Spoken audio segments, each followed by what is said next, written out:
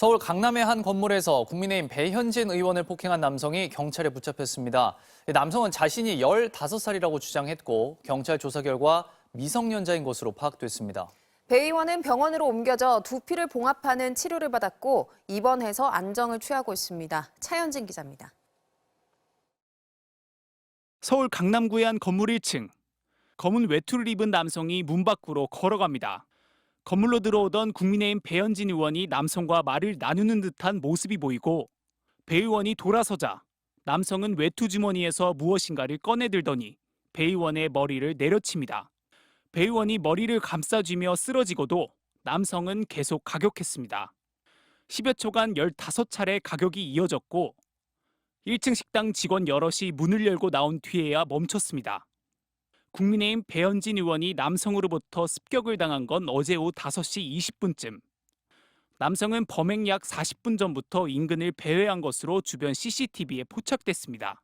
남성은 현장에서 체포돼 서울 강남경찰서로 압송됐는데 10대 미성년자인 것으로 파악됐으며 현장에서는 스스로 15살이라고 주장한 걸로 전해졌습니다.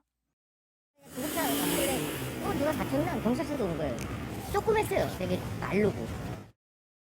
배 의원은 곧바로 순천향대학교 병원으로 옮겨져 두피 상처 부위를 봉합하는 치료를 받은 뒤 입원해 안정을 취하고 있습니다. 열상이 크지는 않아가지고 길진 않아서 그래서 크게 많이 봉합하진 않았고요. 1cm 정도 손상이 있었습니다. 의료진은 주변 출혈이나 골절 소견은 일단 없다며 시간이 지나 추가 검사를 통해 미세 출혈이 있는지 등을 확인할 예정이라고 설명했습니다.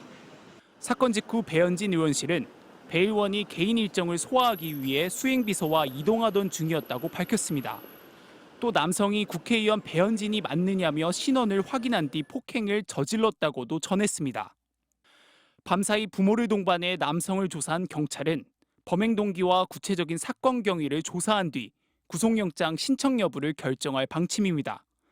MBC 뉴스 차현진입니다. 중대재해처벌법이 내일부턴 50인 미만 사업장에도 적용됩니다. 소규모 사업장 적용을 2년 더 미루는 법안이 어제 국회를 통과하지 못했습니다. 박윤수 기자입니다. 중대재해법 처리 지연 중소기업 다 죽는다. 다 죽는다. 다 죽는다. 다 죽는다. 국민의힘은 50인 미만 영세 사업장들의 준비가 부족하다며 산업계 요구대로 중대재해처벌법의 2년 추가 유예 법안을 통과시키자고 주장했습니다. 50인 미만 사업장에서 일하는 800만 명의 근로자가 일자리를 지키고 삶을 유지할 수 있는 마지막 기회입니다. 25인 또는 30인 미만 사업장으로 범위를 좁혀 1년만 더 유예하자는 타협안을 내놓기도 했지만 야당은 마냥 미룬다고 산업 현장이 개선되는 게 아니라며 받아들이지 않았습니다. 민주당이 법안 통과 조건으로 내건 산업안전보건청 신설은 예산과 인력 부족을 이유로 국민의힘이 거부했습니다. 최소한의 조건으로 산업안전보건청 설립을 요구했음에도 불구하고 정부 여당 측에서 아무런 답이 없습니다.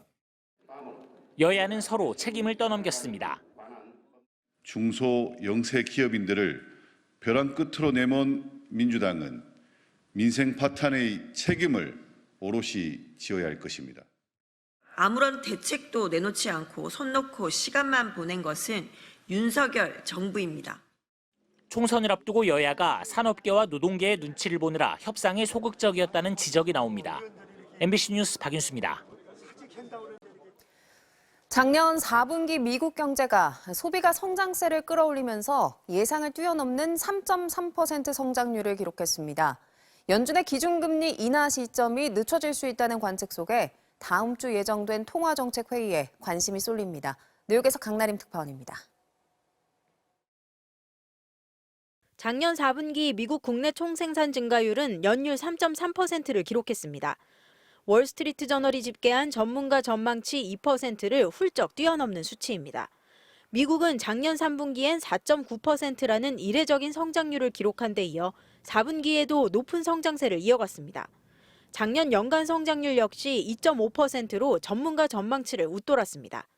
미국 경제의 주축이 되는 개인 소비가 4분기에 2.8% 증가하며 성장세를 이끌었습니다. 미국의 탄탄한 고용 시장이 뒷받침해주고 물가 오름세가 둔화세를 보이며 소비자들의 부담을 덜어준 덕분입니다. 연준의 공격적인 금리 인상의 영향으로 작년 4분기부터 경기 침체가 올 거라는 전문가들의 예상을 뒤엎고 미국 경제가 놀라운 탄력성을 보였다는 평가입니다. 이 때문에 연준의 기준금리 인하 시기도 늦춰질 거라는 관측이 나오면서 3월에 금리를 인하할 거라는 기대는 이전보다 한풀 꺾인 분위기입니다. 다음 주에 열리는 올해 첫 통화정책회의에서 연준이 기준금리를 동결할 거라는 예상 속에 제롬 파월 연준 의장이 금리 인하 시기에 대해 언급할지에 관심이 쏠리고 있습니다. Then there's a question about the meeting after that, the March meeting.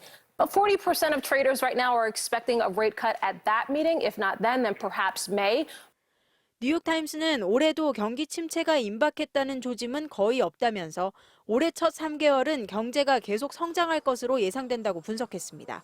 뉴욕에서 MBC 뉴스 강나림입니다.